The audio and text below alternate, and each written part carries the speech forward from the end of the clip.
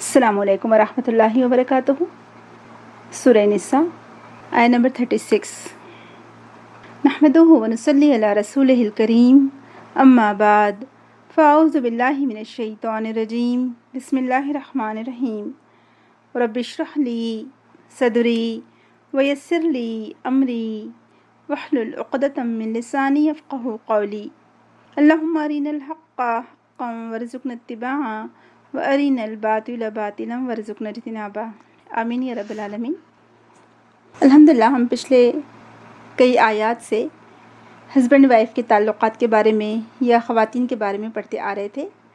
अब यहाँ पर अल्लाह सुब्हानहू व तआला अपने बारे में इरशाद फरमा रहे हैं कि इंसान को चाहिए कि वह किसी और की इबादत ना करे, सिर्फ़ एक अल्लाह की इबादत करें, किसी और के आगे ना झुकें।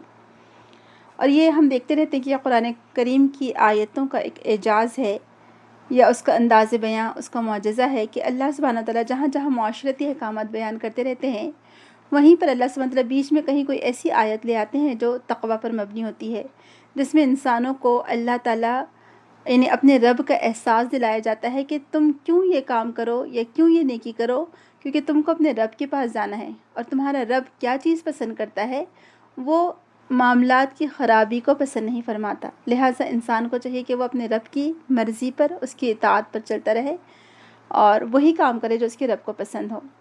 तो आइए देखते हैं अल्लाह ताला ने इस आयत में हमारे लिए क्या रहनुमाई फरमाई है। औज़ु बिल्लाहि मिनश शैतानिर रजीम। वअबुदुल्लाह वला तुश्रिकू बिही शैअन व बिल वालिदैनि इहसाना व बिज़िल क़ुरबा वल यतामा वल मसाकीन व जारिज़िल क़ुरबा वल जारिल जुनुब वस्साहिबि बिल जंब वब्निस सबीली व मा मलकत अयमानुकुम इन्नल्लाह ला युहिब्बु मन कान मुख्तालन फ़ख़ूरा। और इबादत करो तुम अल्लाह की और न शरीक ठहराओ उसके साथ किसी चीज़ को, और करो वालिदैन के साथ एहसान और रिश्तेदारों के साथ और यतीमों के साथ और मिस्किनों के और पड़ोसी और क़ुराबतदार और पड़ोसी अजनबी के साथ और हमनशीन साथी और मुसाफिर के साथ और जिनके मालिक हुए तुम्हारे दाएं हाथ। बिलाशुबा अल्लाह नहीं पसंद करता उस शख्स को जो है इतराने वाला, फ़ख्र करने वाला। एक और तर्जुमा देख लीजिए। और अल्लाह की इबादत करो और उसके साथ किसी को शरीक न बनाओ। वालिदैन से अच्छा सलूक करो, नीज़ करीबी रिश्तेदारों और यतीमों, मिस्कीनों, रिश्तेदार हमसाए, अजनबी हमसाए, अपने हमनशीन और मुसाफिर, उन सब से अच्छा सलूक करो। नीज़ उन लौंडी ग़ुलामों से भी जो तुम्हारे कब्ज़े में है। अल्लाह यकीनन मग़रूर और ख़ुद पसंद बनने वालों को पसंद नहीं फरमाता। अब यहाँ पर अल्लाह सुब्हानहू व तआला ने सबसे पहली बात फरमाई है कि वाबुदू, हुक्मिया जुमला है, जमा के सिगे में है कि वाबुदू और तुम इबादत करो। किसकी? अल्लाह की। और वला तुशरिकू, और ना तुम शरीक ठहराओ उसके साथ, बिही शैअन, उसके साथ किसी चीज़ को भी। तो बेसिकली दो बातें पहले ही लफ्ज़ में है कि अल्लाह ताला की बंदगी करो, उसके आगे झुक जाओ, उसकी इबादत करो। और सेकंड जो यहाँ पर बात समझाई गई है वो है कि उसके साथ किसी को शरीक भी ना ठहराओ। ये ना हो कि तुम कहो कि हम अल्लाह को तो मानते हैं लेकिन हम अल्लाह ताला के शरीक भी ठहराते हैं, जैसे कि मुशरिकीन मक्का किया करते थे और बाज़ मुसलमान भी करते हैं, अपने आप को मुसलमान कहते हैं फिर भी करते हैं। तो अल्लाह ताला यहाँ अपने बंदों को हुक्म दे रहे हैं कि वो उसी की इबादत करें। वैसे भी हम सब जानते हैं कि हमारी ज़िंदगी का मकसद ही क्या है। अल्लाह सुब्हानहू व तआला ने ख़ुद कुरान में फरमाया कि वमा खलक़तुल जिन्ना वल इंसा इल्ला लियअबुदून, कि मैंने जिन और इंस को पैदा ही इसलिए किया है कि वो मेरी इबादत करें। तो ज़िंदगी आमद बराए बंदगी, ज़िंदगी बेबंदगी शर्मिंदगी। तो हमारी दुनिया में आमद किस लिए हुई है, हम क्यों आए हैं दुनिया में, हमारा यहाँ पर आना किस मकसद के लिए है? अल्लाह ताला की बंदगी के लिए, उसकी इबादत के लिए। और अगर कोई यहाँ दुनिया में आया है और वो अल्लाह ताला की इबादत नहीं कर रहा है तो उसकी ज़िंदगी दरअसल शर्मिंदगी का बायस है, बेकार है, अबस है उसकी ज़िंदगी, फिर उसका कोई फ़ायदा नहीं है। तो अल्लाह ताला अपने बंदों को इबादत का हुक्म दे रहे हैं और ये ख़ास तौर से बात साथ में फरमा दी गई है कि उसका कोई शरीक नहीं, वो अहद है, यकता है, उसका कोई हमसर नहीं, न उसकी मिसाल की मानिंद भी कोई नहीं है। तो एक्चुअली इंसान कब किसकी बात मान सकता है? जब उसको उससे मोहब्बत होती है। तो जिससे जितनी ज़्यादा मोहब्बत होगी उसकी उतनी बात मानी जाएगी। तो सबसे बढ़कर हमको मोहब्बत किसकी होनी चाहिए? अल्लाह सुब्हानहू व तआला की। और मोहब्बत के जो मानी होते हैं, मोहब्बत तज़ल्लुल और ज़ाहिरी और बातनी तमाम इबादत में अखलास ये होना ज़रूरी है। और अल्लाह ताला के तमाम जो अवामिर है यानी अहकामात और नवाही यानी जो मना की हुई बातें, उनसे रुक जाना, इसका नाम मोहब्बत है। اور اللہ تعالیٰ یہاں پر ہر قسم کے شرک سے ہمیں منع فرما رہے ہیں، چاہے وہ شرک اصغر ہو چاہے وہ شرک اکبر ہو۔ اور پھر کسی فرشتے، کسی نبی، کسی ولی یا کوئی اور مخلوق میں سے کسی کو بھی اللہ تعالیٰ کے شریک یا برابر آپ نہیں ٹھہرا سکتے۔ اللہ تعالیٰ اس سے منع فرما رہا ہے۔ یہ جتنے بھی شریک ہیں، چاہے وہ انسان ہوں، چاہے وہ بت ہوں، چاہے وہ فرشتے ہوں، چاہے وہ جن ہوں، یہ تو ایک مکھی کو بھی نہیں پیدا کر سکتے، تو پھر بھلا یہ کیسے اللہ تعالیٰ کے ساتھ شریک ہو سکتے ہیں؟ نعوذ باللہ۔ اسی لیے اللہ تعالیٰ کی عبادت میں اخلاص ضروری ہے، اس میں بغیر کسی ملاوٹ کے آپ کو صرف اور صرف خالص اللہ سبحانہ وتعالیٰ کی بندگی کرنی ہوگی، جو ہر لحاظ سے کمال مطلق کا مالک ہے، اس میں ہر نقص اور ہر عیب سے پاک ہے اللہ تعالیٰ کی ذات۔ تمام اچھے اسماء الحسنہ اسی کے لیے ہیں، ہر چیز کا پیدا کرنے والا وہی ہے، تمام معاملات اسی کی طرف لوٹائے جائیں گے، وہ فیصلے کے دن کا مالک ہے۔ ہر چیز کو اس نے پیدا کیا ہے، وہ احد ہے، وہ یکتا ہے، نہ وہ کسی سے پیدا ہوا اور نہ ہی اس کے کوئی پیدا ہوا، یعنی نہ اس کے والدین ہیں اور نہ ہی کوئی اس کی اولاد ہے، نہ اس کی کوئی بیوی ہے، اس کا کوئی شریک نہیں، وہ خالق ہے، وہ مالک ہے، اور کائنات کی تدبیر فرما رہا ہے، اور تدبیر فرمانے میں بھی کوئی اس کا مددگار نہیں ہے، کوئی اس کا معاون نہیں ہے۔ تو یہاں پر اللہ تعالیٰ نے اپنے حقوق کی بات کی، سب سے پہلی بات تو یہ ہے۔ دوسری بات یہاں پر اللہ تعالیٰ نے جو ارشاد فرمائی ہے، والدین سے حسن سلوک۔ اب والدین سے حسن سلوک کیا ہے؟ ہم پچھلی دفعہ دیکھ چکے ہیں، بھی کچھ آیتوں میں آیا تھا پہلے بھی، کہ والدین سے احسان کا معاملہ، والدین کے ساتھ احسان کا معاملہ۔ امام قرطبی رحمہ اللہ کہتے ہیں کہ علماء یہ کہا کرتے تھے کہ بس سب سے زیادہ حق انسانوں میں سے جس کا ہے، خالق کے بعد مخلوق میں وہ سب سے بڑھ کر والدین ہیں۔ تو تم کیا کرو، خالق جو کہ تمہارا خالق، جو تمہارا رب ہے، وہ المنان ہے، بدیع السماوات والارض ہے، وہ الحی القیوم ہے، اس رب کے بعد تمہیں کس کا حق ادا کرنا ہے؟ تو احق الناس، سب سے بڑھ کر حق ادا کرنے میں کے لیے آپ کے والدین ہیں۔ والدین کے ساتھ حسن سلوک، ان کے ساتھ شکر گزاری، ان کے سامنے کندھے جھکا کر رکھنا، ان کے ساتھ احسان کا معاملہ کرنا۔ احسان، وبالوالدین احسانہ کا لفظ آتا ہے۔ احسان کیا ہوتا ہے کہ دوسروں کو ان کے حق سے زیادہ بڑھ کر دینا، اپنے حق سے کم پر بھی راضی ہو جانا، ان کے ساتھ مالی طور پہ، بدنی طور پہ، ہر طرح سے ان کے سامنے بس بچھے جانا، کندھے جھکا کر رکھنا، اف تک نہ کہنا، یہ احسان ہے۔ تو اس کا التزام کیا جائے، ان کے ساتھ نیکی کی جائے، والدین کی اطاعت کی جائے، اور کوشش کی جائے کہ ان کو خوش رکھا جائے۔ اور ایکچولی یہ اللہ تعالیٰ ہی کے ساتھ کیا ہوگا، یعنی آپ اگر اپنے والدین کی اطاعت کرتے ہیں، اپنے والدین کی فرمانبرداری کرتے ہیں، تو ایکچولی اللہ تعالیٰ کی اطاعت ہوگی، کیونکہ والدین کی اطاعت کرنے کا حکم کس نے دیا ہے؟ اللہ سبحانہ تعالیٰ نے۔ اور پورے قرآن میں آپ یہ بات دیکھ لیں گے کہ ہمیشہ جہاں اللہ تعالیٰ نے اپنے حق کی بات کی ہے، فوراً اس کے بعد اللہ تعالیٰ نے والدین کے حق کی بات کی ہے، کیونکہ آپ کو، ہم سب کو دنیا میں لانے کا فیصلہ تو اللہ سبحانہ تعالیٰ کا تھا، لیکن اللہ تعالیٰ ہی نے ذریعہ کس کو بنایا؟ وہ والدین کو۔ ماں نے 9 مہینے بوجھ پر بوجھ اٹھا کر پیٹ میں رکھا، پھر پیدائش کی تکلیف، اس کے بعد دودھ چھڑانے میں 2 سال لگے۔ والد ہر گرمی، سردی، بارش میں چاہے کتنی بھی مشکلات ہو، وہ اپنے بچوں کے لیے، ان کے کمفرٹ کے لیے نکل جاتا ہے کمانے کے لیے۔ فکر اسے اپنے بچوں کی ہوتی ہے، خود کی فکر نہیں ہوتی۔ تو یہ سب تکلیف کون اٹھاتا ہے؟ والدین اٹھاتے ہیں۔ لیکن کیا والدین کے ساتھ ہمارا رویہ ایسا ہونا چاہیے کہ جیسے ہی ہم بڑے ہوں یا بچے بڑے ہوتے ہیں، جیسے ہی والدین کو بھول جائیں، ان کو فراموش کر دیں، چھوٹے چھوٹے کاموں کے لیے ان کے اوپر احسان جتائیں کہ کتنی دفعہ کہا آپ نے، کتنی دفعہ تو آپ کے لیے کر دیا، یا ان کے سامنے اف کریں، کندھے اچکائیں، یا ان کو وقت نہ دیں۔ آج ہمارا حال بالکل مختلف ہو گیا ہے۔ جو اللہ تعالیٰ کے احکامات ہیں اسے چھوڑ کر ہم پتہ نہیں کیا ہمارا حال ہو گیا ہے کہ اولڈ ایج ہوم میں بھی نہیں ڈالتے ہیں اور گھر میں بھی صحیح سے نہیں رکھتے ہیں۔ گھر میں یہ کمرہ بنا دیتے ہیں بوڑھوں کے لیے، ان کے پاس کوئی بیٹھنا بھی گوارا نہیں کرتا، ان سے کوئی باتیں کرنا بھی گوارا نہیں کرتا۔ ابھی تو حال ہی میں 1-2 دن پہلے کی بات ہے، کسی سے بات ہو رہی تھی انڈیا میں، تو بتا رہے تھے کہ بوڑھے ایک شخص نے کہا کہ پورا 1 دن اور 1 رات نکل گئی، لیکن گھر والوں نے کسی نے بات تک نہیں کی ان سے، پورے 24 گھنٹے گزر گئے۔ آپ سوچیں ذرا کیا حال ہوا ہوگا اس بوڑھے شخص کا۔ تو یہ آج ہمارا حال ہو گیا ہے، یعنی وہ والدین جنہوں نے آپ پر مکمل توجہ دی، آپ کی وجہ سے جب آپ چھوٹے تھے تو ماں ایک لمحہ نظر نہیں ہٹا سکتی تھی بچے پر سے، پکاتی بھی ہے ماں تو کچن میں بچے کو لے کر رہتی ہے، پریم میں کسی بھی چیز میں اس کو ڈال دیتی ہے، جو بھی کچھ بچوں کے بیٹھنے اور لیٹنے کا ہوتا ہے، جھولا وغیرہ، تو ماں بچے کو کچن میں لے آتی ہے، مسلسل 24 گھنٹے نظر رکھتی ہے، ایک لمحہ اس سے غافل نہیں ہوتی۔ اور آج وہ بچوں کا حال یہ ہے کہ ان والدین کے ساتھ ایسا سلوک کر رہے ہیں۔ تو اس لیے اللہ تعالیٰ نے سب سے پہلے اپنے حق کے بعد والدین کا حق بتایا کہ والدین کے ساتھ احسان کیا جائے. اور اسی بنا پر اسکالرز کہتے ہیں کہ اللہ تعالیٰ نے بلایا ہے تمہیں اپنے والدین کی طرف، یعنی تمہیں اللہ تعالیٰ پکارتا ہے، تمہیں ندا دیتا ہے کہ تم اپنے والدین کے ساتھ اچھا سلوک کرو، ان سے نرمی سے پیش آؤ. بس اعظم الاحسان یا سب سے بڑھ کر اعظم احسان یہ ہے کہ آپ ان کے ساتھ نرم رویہ رکھیں. سب سے بہترین آپ کے اچھے رویے کے مستحق اگر کوئی ہو سکتے ہیں سب سے قریب، وہ آپ کے والدین ہیں. اسی طرح سے ایک اور بات کہی جاتی ہے کہ وصاک اللہ، کہ اللہ تعالیٰ آپ کو وصیت کرتا ہے تمام لوگوں کو ہٹا کر کس کے لیے؟ سب سے پہلے کس کے لیے؟ والدین کے لیے. تو بس تم ان کے لیے تم حرص میں مبتلا ہو جاؤ، تم حریص ہو جاؤ اس کے نفاذ میں. کس کے نفاذ میں؟ اللہ تعالیٰ نے جو وصیت کی ہے تم کو. اور کیا وصیت کی ہے اللہ تعالیٰ نے؟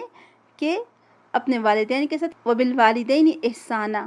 ٹھیک ہے، تو یہ وصیت ہے اللہ سبحانہ تعالیٰ کی. اگر آپ اللہ تعالیٰ کی وصیت کو نہیں مانیں گے تو آپ بتائیے کتنی بڑی نافرمانی ہوگی. اور یہ اللہ تعالیٰ نے اپنے حق کے بعد والدین کے حق کی بات کی ہے.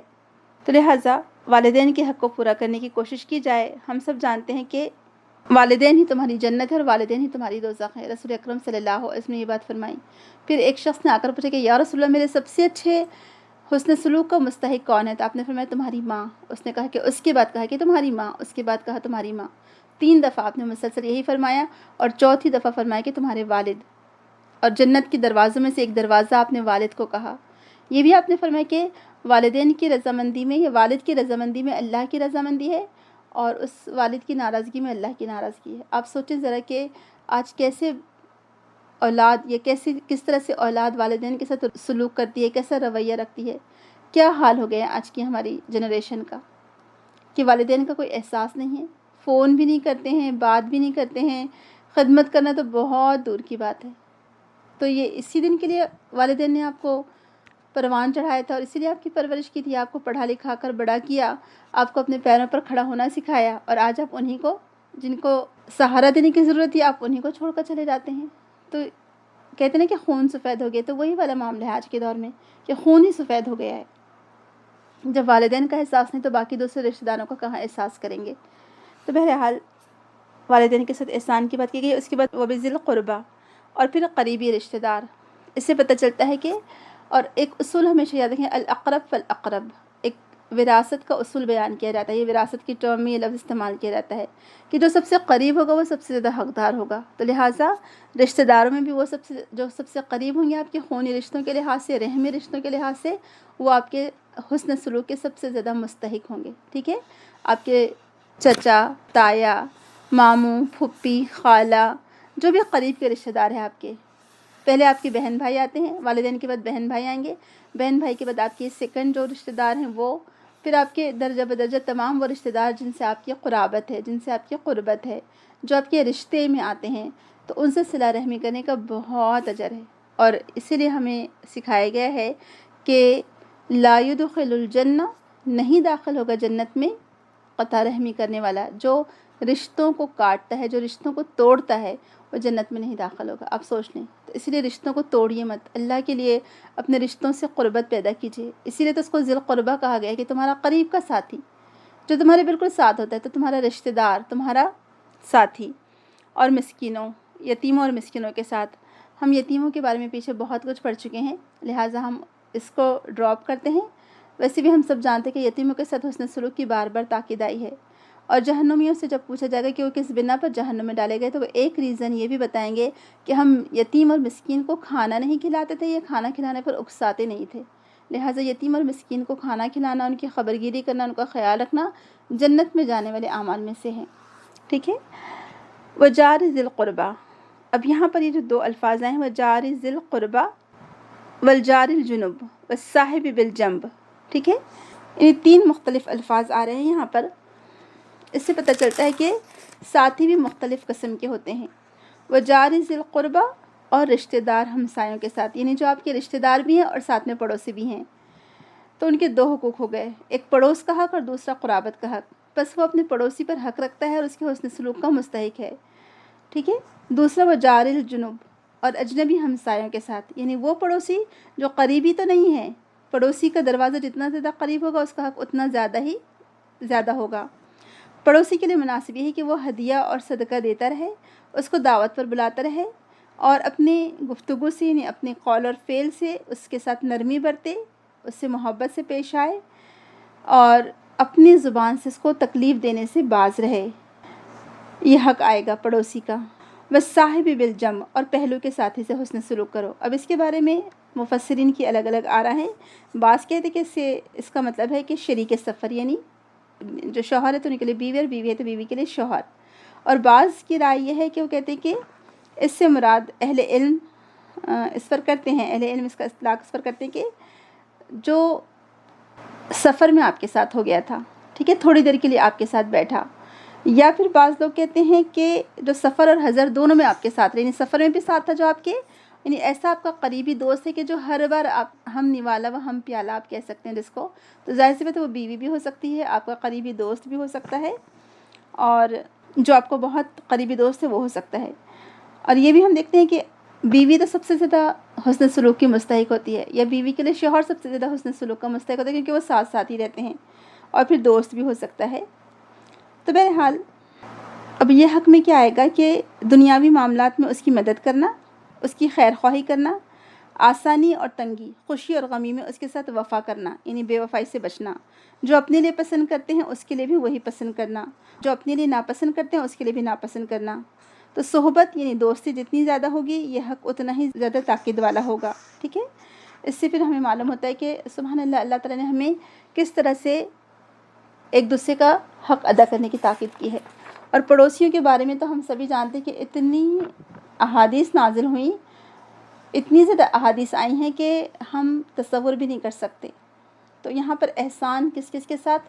والدین کے ساتھ، پھر رشتہ داروں کے ساتھ، یتیموں اور مسکینوں کے ساتھ، پڑوسیوں کے ساتھ، اجنبی پڑوسی ہوں یا ہمیشہ پڑوسی ساتھ میں رہنے والے ہوں، یا ایسے پڑوسی ہوں جو آپ دوستی میں اتنے زیادہ ہیں ان کے ساتھ کہ وہ آپ کے سفر میں بھی ساتھ ہوتے ہوں اور آپ کے شہر میں بھی ساتھ ہوتے ہوں۔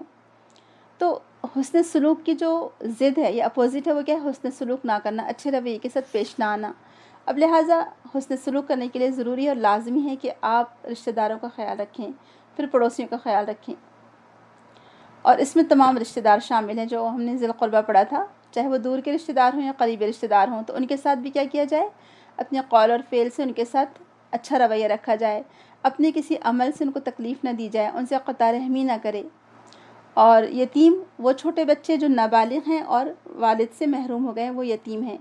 مسکین وہ شخص ہے، ایسے لوگ ہیں کہ جو کماتے بھی ہوں لیکن ان کو پورا نہ پڑتا ہو، یعنی ان کی ضروریات حالانکہ ہے تو کم لیکن پھر بھی ان کو وہ کمائی پوری نہ پڑتی ہو۔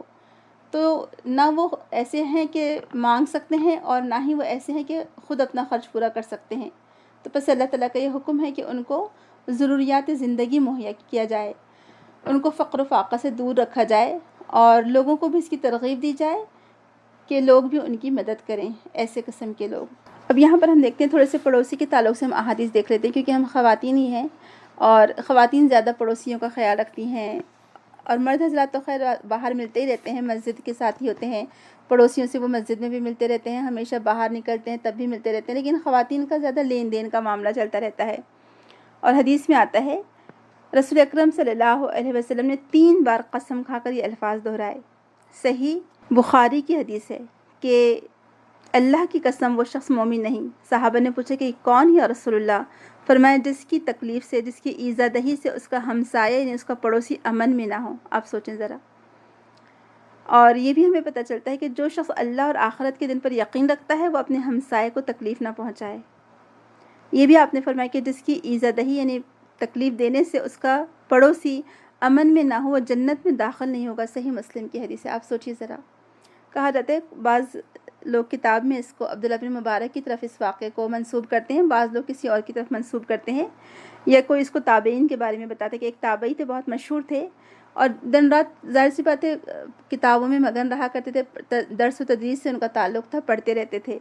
کہا جاتا ہے ان کے پڑوس میں ایک غیر مسلم شخص تھا جو کہ سارنگی بجایا کرتا تھا، یعنی کچھ میوزیکل انسٹرومنٹ ہوتے ہیں تو وہ بجایا کرتا تھا۔ تو انہوں نے بہت دفعہ اس کو اچھے سے محبت سے منع کیا، ہر طرح سے کوشش کر لی، لیکن وہ شخص ضد میں آ کر اور زیادہ کرتا تھا، تکلیف دیتا تھا ان کو. تو یہ انہوں نے خاموشی اختیار کر لی اور اپنے اخلاق سے ہی رہے.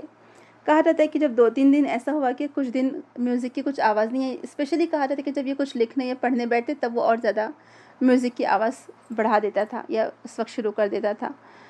تو جب 2-3 دن تک ان کو کوئی آواز نہیں آئی تو انہوں نے پوچھا اپنے گھر والوں سے کہ کیا بات ہے، وہ پڑوسی کی آج آواز نہیں آ رہی ہے اس کی کچھ بھی میوزک وغیرہ کی. تو بتایا گیا کہ وہ تو 2-3 دن سے جیل میں ہے اور اس سے کچھ غلط کام سرزد ہو گیا تھا، مطلب کچھ اس نے جرم کر لیا، تو ہو سکتا ہے پولیس نے اس کو جیل میں ڈال دی ہو. تو اب انہوں نے کہا کہ اچھا بھائی، پڑوسی جیل میں چلا گیا تو اب یہ تو ہمارا حق بنتا ہے کہ ہم پڑوسی کی مدد کریں، اس کا خیال رکھیں. اور کہا جاتا ہے کہ انہوں نے جیل جا کر اپنی ضمانت پر خود اس کو رہا کروا لیا. یہ کہا جاتا ہے کتابوں میں یہ بات لکھی ہے کہ وہ شخص اتنا شرمندہ ہوا، اتنا شرمندہ اور اتنا ان کا احسان مند ہوا کہ جس شخص کو میں اتنی تکلیف دیتا تھا اس شخص نے اس طرح سے میری مدد کی، جبکہ کوئی مجھے چھڑانے کے لیے اور ضمانت لینے کے لیے نہیں آیا. تو آپ دیکھیں کہ اس کا اثر اتنا ہوا کہ کہا جاتا ہے کہ کچھ ہی عرصے کے بعد اس نے اسلام قبول کر لیا. یہ تھا وہ مسلمانوں کا اخلاق جس کی بنا پر لوگ اسلام قبول کر لیا کرتے تھے اور سرنڈر ہو جایا کرتے تھے، اپنے آپ کو جھکا دیتے تھے اسلام کے آگے. یہی وہ اخلاق تھا جس سے مسلمانوں نے لوگوں کے دل جیتے اور شہر کے شہر، ملک کے ملک مسلمان ہوتے چلے گئے الحمدللہ. تو یہ اخلاق دراصل انسان کو بہت اونچے درجے پر پہنچا دیتا ہے. اب اچھے اخلاق کی بنا پر اس کا نیکیوں کا پلڑا بھاری ہوگا. تو میری عزیز بہنوں، ہم سب کسی نہ کسی درجے پر پڑوسی ہیں، چاہے ہمارے گھر کے آس پاس جو لوگ رہنے والے ہیں ان کے ہم پڑوسی ہیں. پھر مسجد میں ہم جب کبھی کسی سے ملاقات کرتے ہیں، سفر میں کسی سے ملاقات ہوتی ہے، آفس میں، کہیں پر بھی جہاں پر بھی جو لوگ کام کرتے ہیں مرد حضرات، ان کے بھی ساتھی ہوتے ہیں.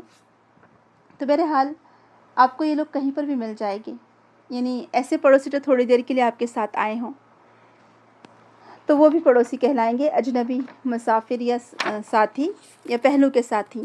تو بہرحال صحیح مسلم کی حدیث میں ہمیں ملتا ہے کہ وہ شخص جو اللہ اور آخرت پر ایمان رکھتا ہو اسے چاہیے کہ اپنے پڑوسی کی عزت کرے.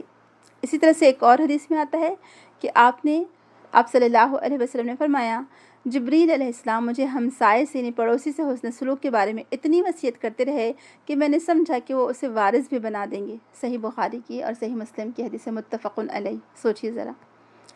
ابو ذر رضی اللہ عنہ سے رسول اکرم نے فرمایا، ابو ذر، جب تم سالن پکاؤ تو اس کا شوربہ زیادہ کر لیا کرو، یعنی گریوی سالن، اور اپنے پڑوسیوں کو بھی اس میں سے کچھ دو، یعنی ان کا خیال رکھو.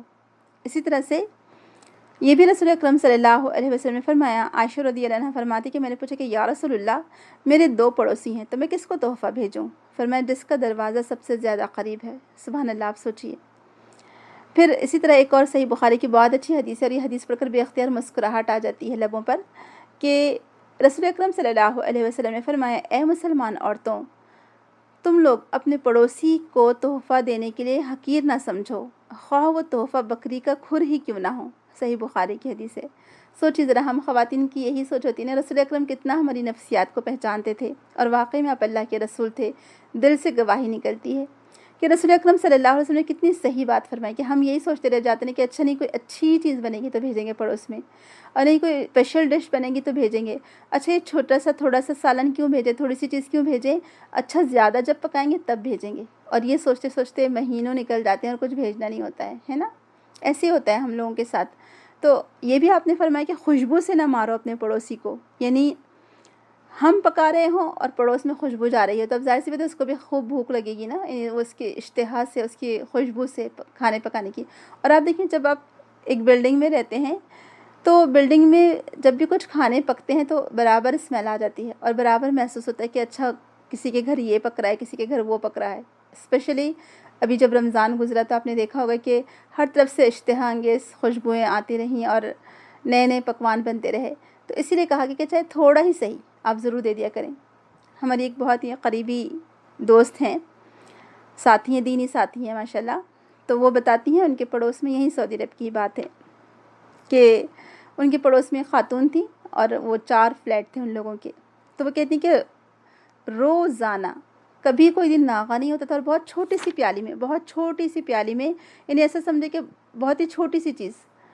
تو کہتی کہ روزانہ یہ کم از کم ایک دن کے بعد تو ضرور ان کے پڑوسی 4 گھروں میں کچھ نہ کچھ بھیجتے رہتے تھے، جو بھی ان کے گھر پکا، بہت چھوٹی سی پیالی تھی لیکن وہ بھیجتے ضرور تھے۔ اور آپ دیکھیں یہی کہا گیا ہے کہ رسول اکرم نے کہ فرمایا کہ تم کیا کرو، شوربہ زیادہ کر لو لیکن بھیج دو اپنے پڑوسن کے گھر اور اس کو حقیر نہ جانو۔ اور ایک اور حدیث میں رسول اکرم نے فرمایا، یہ تو آج ہم کو ایک المیہ ہے آج ہمارے معاشرے کا، کہ آج ہمارے گھر اتنے بڑے بڑے ہو گئے ہیں کہ پڑوس کی خبر تک نہیں ہوتی، اتنے بڑے بڑے بنگلوں کی وجہ سے، یا ایسی سیلفشنس پیدا ہو گئی ہے کہ پڑوس میں اگر کوئی بھوکا ہے تو ہمیں خبر نہیں۔ تو ایک حدیث میں آتا ہے، بہقی نے اس کو روایت کیا ہے، امام بہقی نے شعب الایمان میں، آپ صلی اللہ علیہ وسلم نے فرمایا، وہ شخص مسلمان نہیں جو خود تو پیٹ بھر کر کھاتا ہے اس حال میں کہ اس کا ہمسایہ بھوکا رہے۔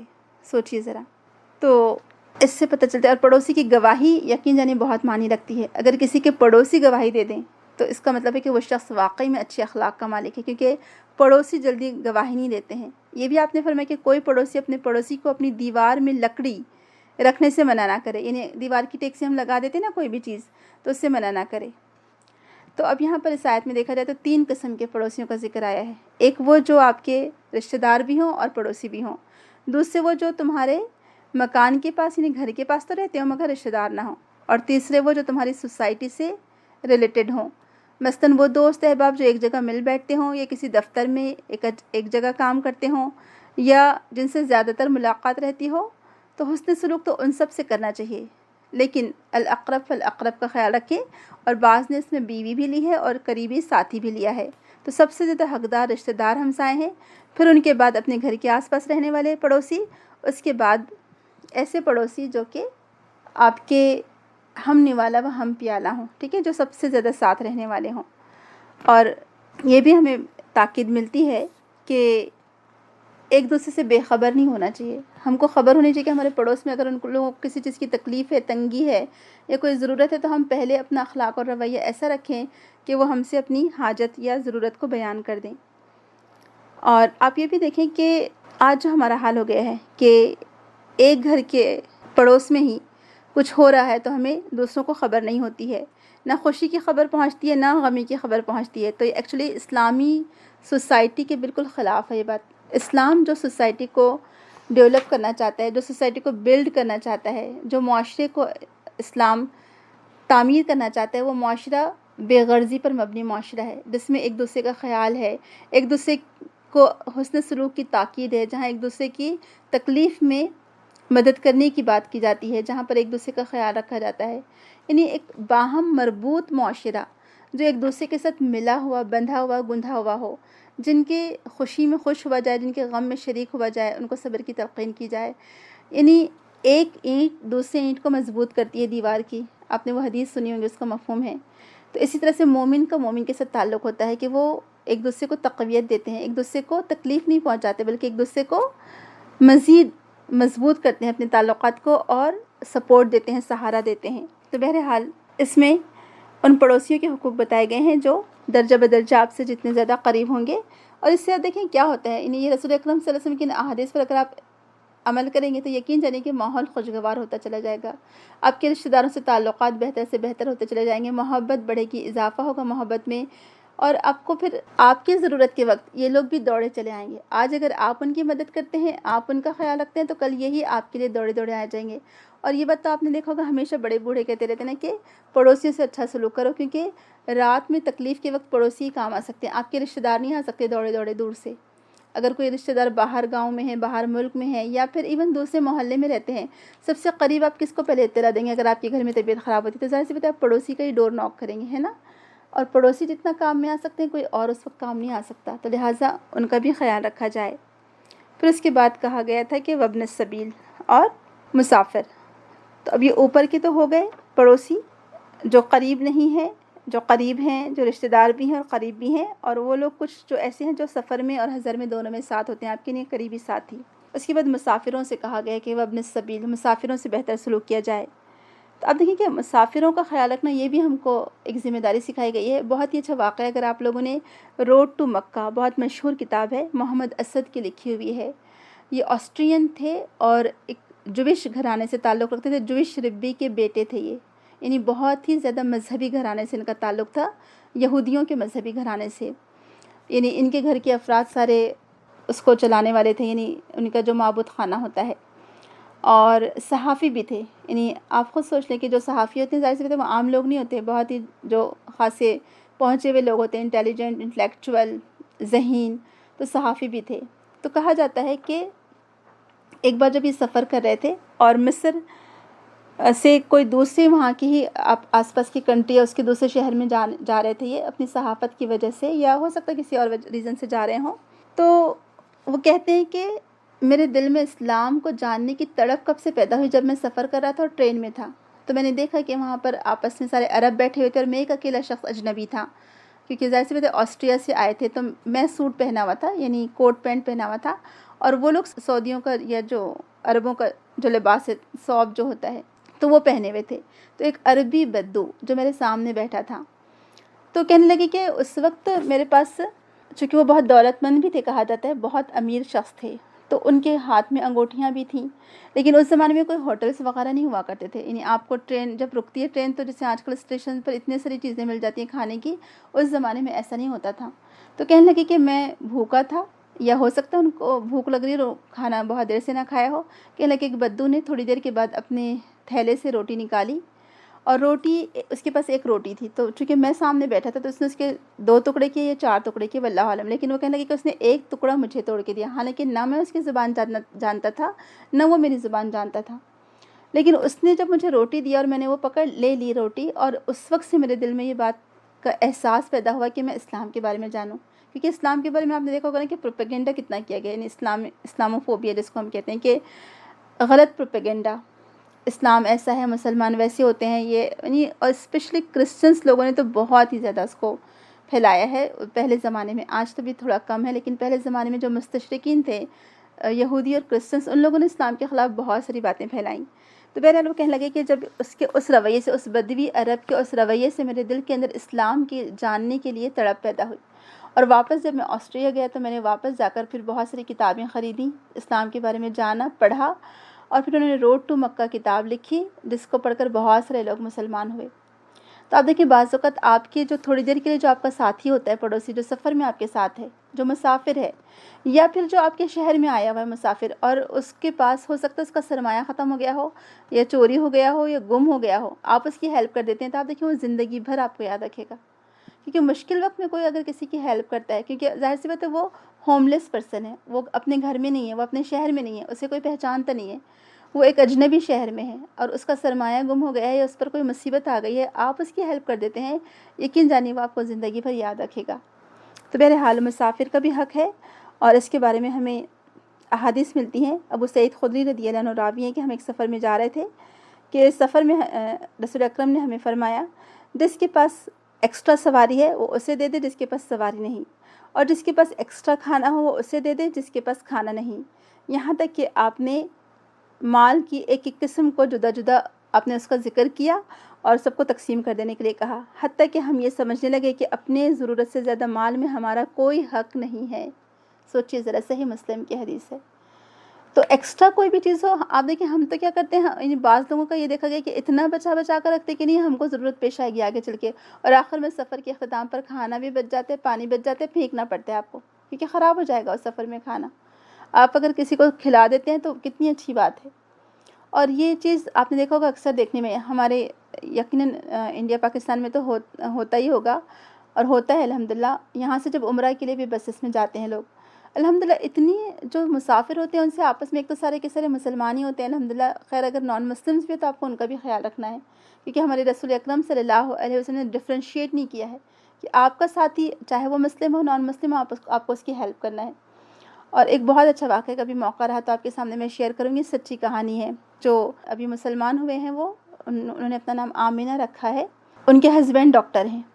تو انہوں نے اپنا واقعہ شیئر کیا تھا کہ کس بنا پر وہ اسلام قبول کیا. انہوں نے، یہ انڈیا کا واقعہ ہے، وہ ایک نان مسلم گھرانے سے تعلق رکھتے تھے دونوں میاں بیوی، لیکن سفر میں ان کے ساتھ ایک جو واقعہ پیش آیا اس کی بنا پر آپ دیکھیں وہ چیز ان کے دل میں اتنا گھر کر گئی، ان کا اخلاق کے اس کی وجہ سے انہوں نے اسلام قبول کر لیا. تو بعض اوقات آپ کا ایک اچھا رویہ، آپ کا ایک چھوٹا سا اچھا اخلاق، یقین جانیے سامنے والے کے دل پر اتنا اثر انداز کر سکتا ہے، ہو سکتا ہے. تو کبھی بھی اپنے اخلاق کو نہ چھوڑیں، دوسروں کی مدد کریں، اپنی ذات پر دوسروں کو ترجیح دیں، خود تکلیف اٹھا لیں، کتنی دفعہ ایسا ہوا ہے کہ آپ جب بس میں سفر کرتے ہیں تو آپ نے دیکھا ہوگا کہ اکثر خواتین کھڑی رہتی ہیں اور مرد حضرات بیٹھے رہتے ہیں سیٹ پر. ان لوگوں کو دیکھ کر اتنی عجیب احساس ہوتا ہے کہ کیونکہ ہم نے اپنے خاندان کے مردوں کو اسی طرح دیکھا ہے کہ اگر کوئی خاتون کھڑی ہے تو وہ اپنی جگہ اٹھ کر دے دیتے ہیں. کئی دفعہ تو ایسا ہو کہ 2 گھنٹے مرد حضرات نے کھڑے رہ کر سفر کیا اور اپنی سیٹ کسی خاتون کو دے دی, اور یہی کرنا بھی چاہیے, یہی ہمارا اخلاق ہونا چاہیے. تو بہرحال جو مسافر ہوتے ہیں ان کا بھی ہم پر حق ہے. ایک اور حدیث ہمیں پتہ چلتی ہے کہ عبداللہ بن عمر رضی اللہ عنہ ایک صحابی ہے, ایکچولی صحابی کا قول ہے, یعنی آثار کہیں گے اس کو, کہ وہ کہتے ہیں کہ ایک شخص کو جو سفر پر روانہ ہو رہا تھا, انہوں نے کہا کہ میرے پاس آؤ, میں تمہیں ایسے ہی رخصت کروں جیسے رسول اکرم نے ہمیں رخصت کیا تھا یا کرتے تھے. اور پھر انہوں نے کہا استودع اللہ دینک و امانتک و خواتیم عملک, میں تمہارا دین, تمہاری امانت اور تمہارے آخری عمل اللہ کے سپرد کرتا ہوں. یہ ترمذی کی حدیث ہے. اور آپ نے دیکھا ہوگا الحمدللہ واٹس ایپ کی وجہ سے دعائیں, یہ والی دعا سب کو یاد ہو گئی ہے کہ جب مسافر رخصت ہوتا ہے تو اس کو کیسے رخصت کرنا چاہیے, اس کو کون سی دعا دینی چاہیے. اور ایون مسافر کو بھی سکھایا گیا ہے کہ وہ جاتے ہوئے گھر والوں کو کیسی دعا دے. تو الحمدللہ ہمارا دین بہت ہی خوبصورت دین ہے ماشاءاللہ, جس میں ہر ایک کا خیال رکھا گیا ہے. اور یہ بھی رسول اکرم نے فرمایا کہ 3 آدمی ایسے ہیں جن کی طرف اللہ تعالیٰ قیامت کے دن دیکھے گا بھی نہیں اور نہ انہیں پاک کرے گا اور انہیں دردناک عذاب دے گا. ایک وہ شخص جس کے پاس راستے میں ایکسٹرا پانی ہو اور وہ مسافر کو بھی پانی نہ دے. لا حول ولا قوت الا باللہ. یعنی راستے میں آپ کے پاس ایکسٹرا پانی تھا اور سامنے والا اس کو پیاس لگی تھی, لیکن آپ اپنا وہ ایکسٹرا پانی اس کو نہ دیں, تو ایسے شخص کو اللہ تعالیٰ دیکھے گا بھی نہیں اور پاک بھی نہیں کرے گا, اور اس کو عذاب بھی ہوگا. اللہ تعالیٰ محفوظ رکھے. تو بہرحال مسافروں کا بھی حق ہے اور مسافروں کے ساتھ تعاون کرنا ضروری ہے. اور بعض اوقات ایسا ہوتا ہے کہ مسافر اپنے گھر پر کھاتے پیتے گھر آنے کا شخص ہو سکتا ہے, بہت مالدار ہو سکتا ہے, لیکن جب وہ دوسرے شہر جاتا ہے اور وہاں پر اگر اس کو کوئی مشکل پیش آ جائے تو پھر ایسے وقت میں آپ کو اس کی ضرورت کا خیال رکھنا چاہیے اور اس کی مدد کرنی چاہیے. اور پڑوسی کا, مسافر کا خیال نہ رکھنے کو گناہ میں شمار کیا جاتا ہے. تو اسی بنا پر قرآن اور حدیث میں ان کے حقوق کی بار بار تاکید آئی ہے, چاہے وہ رشتہ دار ہوں, چاہے پڑوسی ہوں, اور چاہے وہ مسافر ہو, ان سب کا خیال رکھنا ہے. جو شخص ان کا خیال نہیں رکھے گا, ان کے حقوق ادا نہیں کرے گا, یا اپنے پاس کی ایکسٹرا چیز سامنے والے کو ضرورت کے وقت نہیں دے گا, تو وہ گناہ کبیرہ میں مبتلا ہوگا. کیونکہ اس زمانے میں ہم سبھی جانتے کہ پانی کی بہت قلت ہوا کرتی تھی. بعض اوقات ان لوگوں کو اونٹ ذبح کر کے اس میں سے پانی نکال لینا پڑتا تھا, کیونکہ اونٹ میں پانی کا سٹوریج ہوتا ہے نا, آپ کو معلوم ہوگا. تو ظاہر سی بات ہے اتنا طویل سفر ہوتا تھا, صحرا کا سفر, اتنی گرمی اور اتنی دھوپ, تو اس صورت میں پانی کی زیادہ پیاس لگتی ہوگی. اور آج کے دور کی طرح اس زمانے میں ایسے کولرز بھی نہیں تھے. آج تو ہم الحمدللہ کتنی آسانی سے سفر کرتے ہیں اور جگہ جگہ پانی بھی اویلیبل ہے, الحمدللہ ٹھنڈا پانی بھی اویلیبل ہے. اس زمانے میں تو ایسی کوئی چیزیں بھی نہیں تھیں. تو بہرحال اسی بنا پر بار بار پانی کی اسپیشلی تاکید کی گئی ہے کہ مسافر کو, یا مسافر کے پاس کوئی زیادہ راہ ختم ہو جائے تو تم اس کی ہیلپ کرو. اور آپ کو معلوم ہوگا کہ خضر علیہ السلام اور موسیٰ علیہ السلام جب گئے تھے ایک بستی میں, اور وہاں انہوں نے 2 یتیم بچوں کی وہ دیوار تعمیر کر دی تھی جس کے نیچے خزانہ تھا, اور وہ بستی والوں نے ان کو کھانا بھی نہیں دیا تھا, کیونکہ اس زمانے میں دستور تھا پہلے, کیونکہ ہوٹلس نہیں ہوا کرتی تھی, تو گھر والوں کی ذمہ داری ہوتی تھی, شہر والوں کی, کہ کوئی بھی مسافر وہاں آیا ہے اور وہ کسی کے گھر کے پاس آ گیا کھانے کے لیے تو اس کو دینا ان کے لیے کمپلسری تھا, ضروری تھا. اس کے بعد لونڈی غلاموں کا ذکر آیا ہے, اور یہ بھی بہت ہی واسٹ ٹاپک ہے. اس زمانے میں غلامی تھی لیکن آج نہیں ہے. لیکن ہمارا دین ہمیں سکھاتا ہے کہ تمہارے گھر میں کام کرنے والے نوکر چاکر ہوں, تمہارے گھر میں تم کچھ ایسے پالتو جانور, تم نے اگر بکریاں پال رکھی ہوں, گائیں بھینسیں ہوں, ان کے ساتھ بھی نرمی سے اچھے سلوک سے پیش آؤ, ان کو بھوکے نہ رکھو اور ان کو تکلیف میں نہ ڈالو. اور ایون اپنے گھر والوں کے ساتھ تو اچھا سلوک رکھو ہی رکھو, لیکن غلاموں کے ساتھ بھی تمہارا رویہ, تمہارے نوکر چاکر کے ساتھ بھی تمہارا رویہ بہترین ہونا چاہیے. اور آپ کو بہت مشہور حدیث یاد ہوگی, ابو ذر کہتے ہیں کہ میرے اور فلاں یعنی سیدنا بلال کے درمیان کچھ سخت کلامی ہو گئی, تو میں نے انہیں ماں کی آڑ دلائی, یعنی میں ایسے کہا کہ اے کالی ماں کے بیٹے, اس طرح سے کوئی بات انہوں نے کہہ دی. تو یہ بات انہوں نے رسول اکرم کو بتا دی, بلال رضی اللہ عنہ نے. تو آپ نے فرمایا ابو ذر تم ایسے انسان ہو جس میں جاہلیت کی بو باقی ہے. میں نے کہا اتنی بڑی عمر ہو جانے کے باوجود بھی باقی ہے؟ تو فرمایا کہ ہاں, یہ تمہارے خادم تمہارے بھائی ہیں جنہیں اللہ نے تمہارے ماتحت کر دیا ہے. تو جس شخص کا بھائی اللہ اس کے تحت کر دے تو اسے چاہیے کہ اسے وہی کچھ کھلائے جو خود کھاتا ہے, وہی پہنائے جو خود پہنتا ہے, ایسا کام کرنے کو نہ کہے جو اس پر بھاری ہو, اور اگر ایسا کام کرنے کو کہے تو خود بھی اس کی مدد کرے. یہ صحیح بخاری کی حدیث ہے. تو اس سے کیا پتہ چلتا ہے کہ آپ کے گھر میں کام کرنے والے جو لوگ ہیں ان کے ساتھ بھی حسن سلوک سے پیش آیا جائے. ان کو مارا نہ جائے، ان کو تکلیف نہ دی جائے، ان کو ایذا نہ دی جائے، ان پر زبردستی کے الزامات نہ لگائے جائیں۔ اور اس کے بعد یہاں پر کہا گیا ان اللہ لا یحب من کان مختالا فخورا، اور بے شک اللہ تعالیٰ نہیں پسند کرتا ایسے شخص کو جو شیخی خورا ہے۔ اب دیکھیں یہاں پر آپ یہ ساتھ یاد رکھیں، مختالاً فخورا، دو الفاظ ساتھ آئے ہیں۔ مختال خیال سے ہے، یہ خیال، یعنی وہ ہم نے اردو میں سنا ہوگا نا، آپ لوگوں نے سنا ہوگا کہ خیالی پلاؤ بنانا ہے نا، تو خیالی پلاؤ ایکچولی یہی ہے کہ خیالی گھوڑے دوڑانا، کہ جو شخص دراصل فخر کرتا ہے اور غرور کرتا ہے تو ایکچولی وہ اب خیال میں اپنے آپ کو بہت بڑا سپیریئر قسم کا آدمی سمجھتا ہے۔ تو اس کے لیے جو لفظ آیا مختالاً، متکبراً یعنی بہت تکبر کرنے والا، اور معجباً بنفسہ، اپنے ہی آپ میں اپنے ہی نفس پر خود پسند شخص، یعنی جس کو آپ شیخی خورا بھی کہہ سکتے ہیں، کہ ایسا شخص جو اپنے ہی آپ میں خوش ہوتا رہتا ہے کہ میں بہت بڑا آدمی ہوں، حالانکہ وہ ہوتا نہیں ہے۔ تو وہ لوگ جو اپنی انا میں مست اور مغرور رہتے ہیں اور شیخی بگاڑتے ہیں، تو اللہ تعالیٰ کو ایسے لوگوں سے کوئی واسطہ نہیں، اللہ تعالیٰ ایسے لوگوں کو بالکل پسند نہیں کرتا۔ اور ایسے لوگ پھر کیا کرتے ہیں جو تکبر کی وجہ سے اصل میں اللہ تعالیٰ کے احکامات کو مانتے بھی نہیں ہیں، تو ایسی بڑائی خود اپنے آپ پر غرور کرنے والے شخص کو، ان کے اندر یہ بھی ہوتا ہے کہ وہ لوگوں کو حقیر سمجھتے ہیں اصل میں، اور اپنے آپ کو بہت بڑا سمجھتے ہیں۔ تو ایسے شخص کی سخت مذمت کی گئی ہے کہ یقیناً اللہ تعالیٰ تکبر کرنے والوں کو پسند نہیں کرتا، یعنی وہ خود پسند ہے اور اللہ تعالیٰ کی مخلوق کے ساتھ تکبر سے پیش آ رہا ہے، اپنی بڑائی بیان کرنے والا ہے، فخورہ اپنی بڑائی بیان کرنے والا، وہ لوگوں کے سامنے فخر اور گھمنڈ کے ساتھ اپنی تعریفیں خود ہی کرتا رہتا ہے۔ وہ کہتے ہیں کہ اپنے منہ میاں مٹھو بننا، میں تو ایسا ہوں، میں تو ویسا ہوں، میں ایسی ہوں، یہ سب چیزیں غلط ہے اصل میں۔ تو یہ وہ لوگ ہیں جن کا فخر اور تکبر ان حقوق کو ادا کرنے سے ان کو روکتا ہے جو اللہ تعالیٰ نے بندوں پر فرض کیے ہیں۔ تو اسی لیے ایسے شخص کو اس کی مذمت کی جا رہی ہے، اس کو کہا جا رہا ہے کہ ایسا شخص اللہ تعالیٰ کو بالکل پسند نہیں ہے۔ تو اب میری اور آپ کی ذمہ داری ہے کہ ہم اس خیالی پلاؤ سے ہمیشہ دور رہیں۔ اگر اللہ تعالیٰ نے ہم کو کوئی بھی صلاحیتیں دی ہیں، چاہے مال و دولت سے نوازا ہو، چاہے اولاد سے، چاہے کسی ٹیلنٹ سے، چاہے خوبصورتی سے، خوبصورتی سے، جو بھی کچھ اللہ تعالیٰ نے ہمیں دیا ہے اس میں ہمارا کوئی ذاتی کمال نہیں ہے، یہ اللہ تعالیٰ کا دیا ہوا ہے۔ اللہ تعالیٰ کو تکبر کرنے والے لوگ پسند نہیں آتے ہیں، اللہ تعالیٰ کو غرور کرنے والے لوگ پسند نہیں آتے ہیں۔ مختالاً فخورا، وہ شخص جو اپنے ہی آپ میں اپنی ہی بڑائی کے گھمنڈ میں خود مبتلا ہے، جس کو دوسروں کی پرواہ نہیں ہے، جو اپنے آپ کو بڑا سمجھتا ہے، تو ایسا شخص اللہ تعالیٰ کو بالکل بھی پسند نہیں ہے۔ تو التخیل، جو خیال ہی خیال میں اپنے آپ کو بڑا سمجھتا ہو حالانکہ وہ ہوتا نہیں ہے، یعنی ظننت و تصور، یعنی دل ہی دل میں خیال کرنا، ایکچوئل میں نہ ہونا لیکن دل ہی دل میں خیال کرنا کہ میں بڑا ہوں، تو ایسا شخص اللہ تعالیٰ کو پسند نہیں ہے۔ اللہ تعالیٰ ہم سب کو اس سے محفوظ رکھے، اس برائی سے، اور اللہ تعالیٰ ہم کو عاجزی کرنے والا بنائے۔ جو عالی ظرف ہوتے ہیں ہمیشہ جھک کے رہتے ہیں کہ صراحی سر نگوں ہو کر بھرا کرتی ہے پیمانے، تو اپنے اندر عاجزی پیدا کریے۔ اللہ تعالیٰ کو عاجزی بہت پسند ہے، اور اپنے کندھوں کو جھکا کر رکھیے، اسپیشلی اپنے والدین کے سامنے، پھر درجہ بدرجہ جتنے جو قریبی رشتہ دار ہیں ان کے سامنے بھی ادب اور احترام کا معاملہ ہو، تمیز اور ادب سے بات کی جائے، ان کے ساتھ اچھا سلوک، اچھا رویہ رکھا جائے۔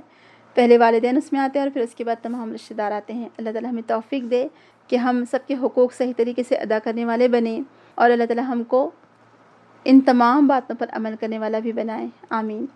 سبحانک اللہم و بحمدک، نشہد ان لا الہ الا انت، نستغفرک و نتوب الیک۔ السلام علیکم ورحمۃ اللہ وبرکاتہ۔